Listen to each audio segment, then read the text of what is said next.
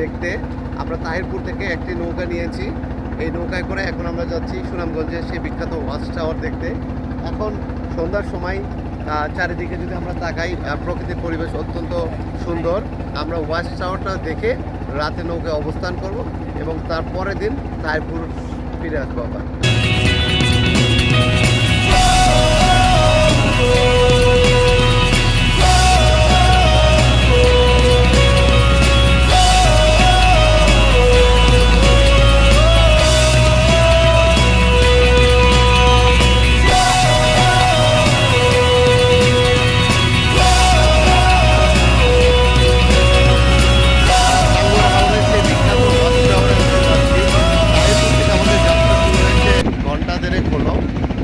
যেতে একটু বেশি সময় লাগছে, কারণ বর্তমানে বর্ষাকাল না, নদীতে পানি একেবারেই কম। আমরা সেই বিখ্যাত ওয়াচ টাওয়ারে যেতে যাচ্ছি, টাঙ্গুয়ার হাওরের, যেখানে সবাই বেড়াতে যায় এবং সেখানে যে গোসল করে। সেখানে একটা বনের মতো রয়েছে, ম্যানগ্রোভ বন, এবং সেই বন সবাই উপভোগ করে। অত্যন্ত সুন্দর একটা পরিবেশ। এখন সন্ধ্যাকাল, কিছুক্ষণ পরেই পুরা বেলা ডুবে যাবে এবং আমরা যাচ্ছি সেই বিখ্যাত ওয়াচ টাওয়ার দেখতে টাঙ্গুয়ার হাওরে।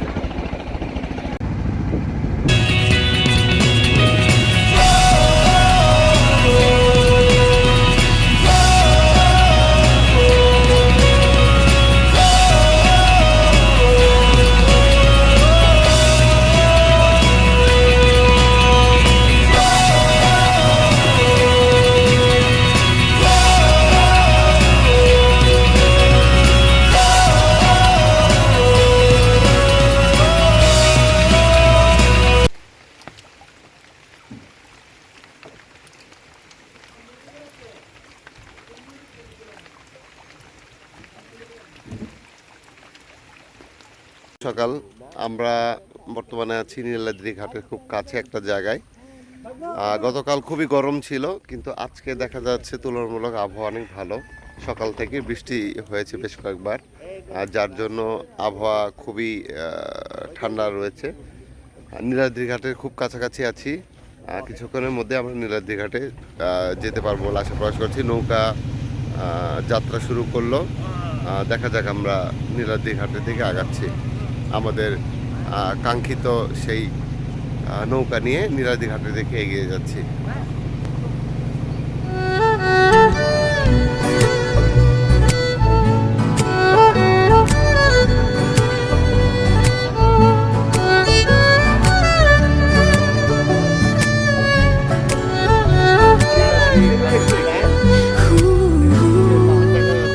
আমরা নীলাদ্রি ঘাটের দিকে একটা যেটাকে বলে ক্যানেলের মতো একটা জায়গা দিয়ে অলরেডি যাওয়া শুরু করে দিয়েছি। পিছনে যদি আমরা তাকায় দেখি তাহলে দেখা যাচ্ছে ইন্ডিয়ার পাহাড়, এবং সামনে নীলাদ্রি ঘাটের দিকে আগাচ্ছি। একটা খালের মধ্যে দিয়ে আমাদের নৌকা যাত্রা শুরু করেছে অলরেডি আর কি।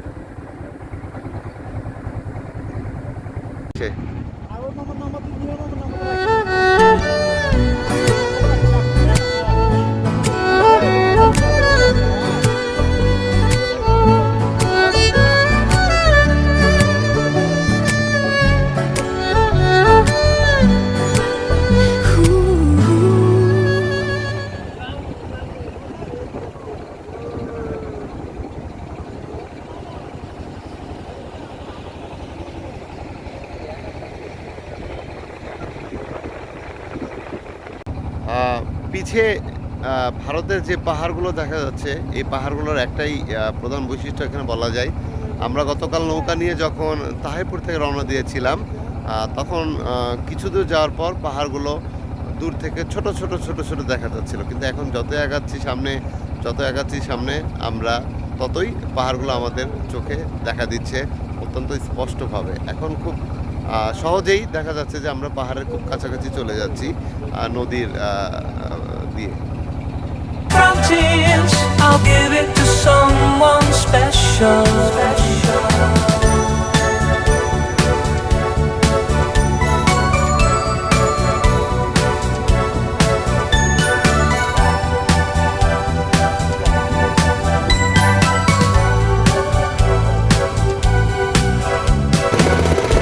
Once bitten and twice shy.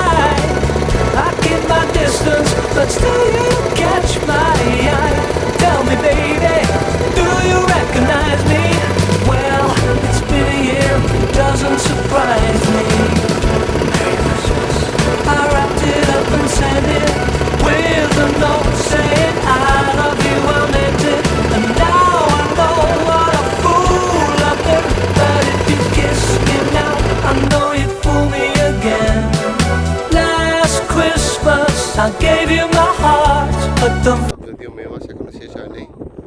নৌকা থেকে নামা হলো, এখন নীলাদ্রি যেটাকে বলা হয় লেকের উদ্দেশ্যে যাত্রা শুরু হলো আমাদের। খুব সম্ভবত যেটা হবে এখানে, মোটরসাইকেল হচ্ছে একমাত্র বাহন, মোটরসাইকেলের মাধ্যমেই নীলাদ্রি লেকে যেতে হবে। এছাড়া ইজি বাইক খুব সীমিত আকারে চলাচল করে এখানে, কিন্তু ইজি বাইকের যেটা সমস্যা হচ্ছে, বৃষ্টি হলে ইজি বাইক চলাচল করতে এখানে খুব বেগ পেতে হয়। আমরা এমন একটা পয়েন্টে নেমেছি, মেঘালয়ের পাহাড় চতুর্দিকে, এবং এখানে একটা খালের মতো জায়গা আছে। এই খালেই বোটগুলো নোঙর করে, যাতে যাত্রীরা নেমে নীলাদ্রি লেকের দিকে যেতে পারে আর কি। এছাড়া ভারতের আরও বেশ কিছু সীমানা পর্যন্ত যাওয়ার এখানে সুযোগ আছে মোটরসাইকেলের মাধ্যমে।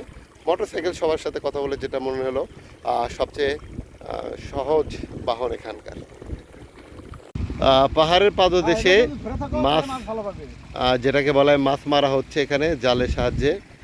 পাহাড় থেকে ভেসে আসা পানি, সেই পানির স্রোত এবং সেই স্রোতে জমির মধ্যে দিয়ে মাছ ধরার চেষ্টা করা হচ্ছে এখানে, সেই আগের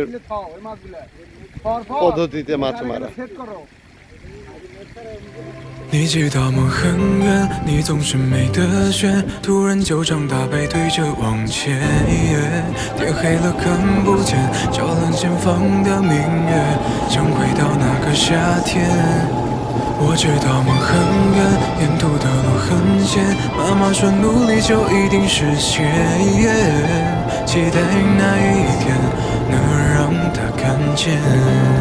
তুমি স্বপ্ন রাখো একে রোদের মাঝে, স্পর্শ তোমার বাজে, হাত রাখো পাখি হয়ে পাড়ি দেব তোমার সাথে দূর জানাতে।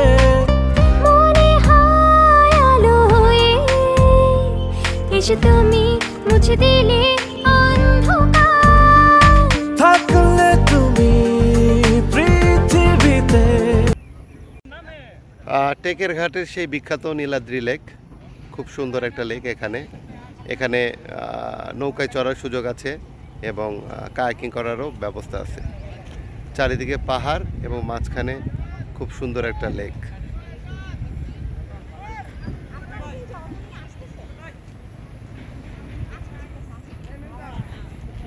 নীলাদ্রি লেকে কায়াকিং, এটা খুবই বলা যায় যে একটা অ্যাডভেঞ্চার প্রিয় লোক যারা আছেন তারা এটা ট্রাই করতে পারেন।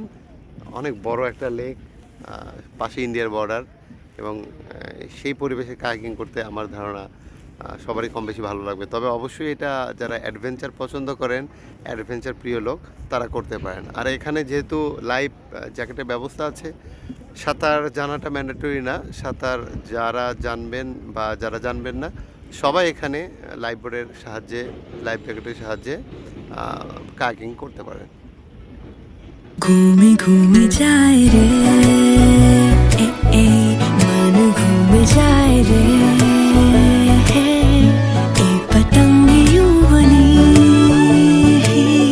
ঘুমে ঘুমে যায় রে।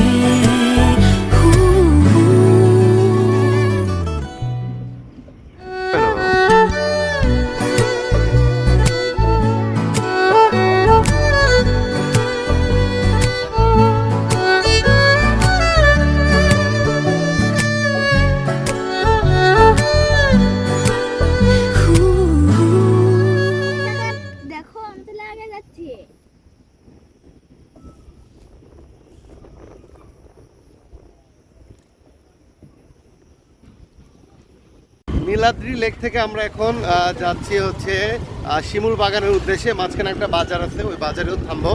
এখানে নীলাদ্রি লেক থেকে যাওয়ার সবচেয়ে বাহন যেটা ভালো সেটা হচ্ছে মোটরসাইকেল। এখানে মোটরসাইকেল ব্যবস্থা আছে এবং আমরা মোটরসাইকেলে করেই সেই শিমুল বাগানের দিকে যাত্রা শুরু করেছি। নীলাদ্রি লেকের যে পরিবেশ ছিল, মনোমুগ্ধকর পরিবেশ, খুব ঠান্ডা বাতাস, ঠান্ডা আবহাওয়া, তো ওভারঅল পরিবেশটা অত্যন্ত উপভোগ্য ছিল আর কি। শিমুল বাগানের উদ্দেশ্যে আমাদের যাত্রা চলমান আছে। এখান থেকে আশা করা যাচ্ছে খুব দ্রুত আমরা শিমুল বাগানে চলে যাব।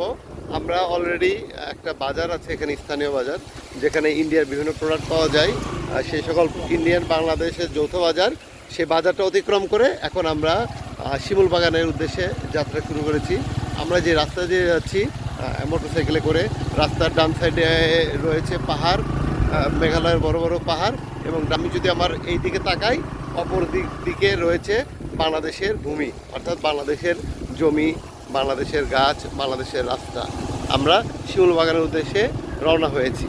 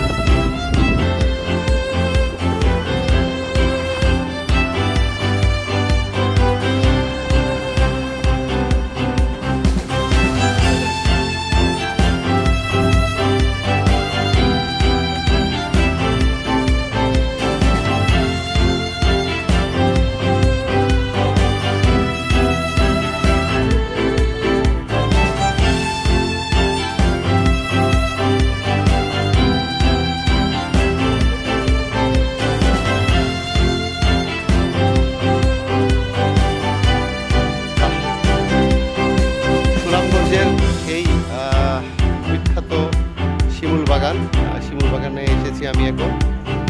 চারদিকে শিমুল গাছ। এখন মে মাস, কোনো ফুল নাই শিমুল বাগানে, যেটা সত্যি বলা হয়। তবে চারিদিকে শুধু সবুজ আর সবুজ। শিমুল বাগানের প্রকৃত সৌন্দর্য এখন দেখা যাচ্ছে, গাই পাহাড় এবং সুন্দর পরিবেশ।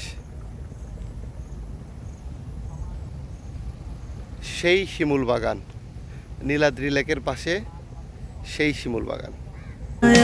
मैंने तुझे सोचता हूँ, फिर भी मैं न चाह पर भी अनजाने में हुआ। आगे मेरे चल, साथ मेरे चल, सोना पावे रात भर, याद सतावे रात भर। तुम ना जाओ ना, पास आओ ना, सारी सारी रात।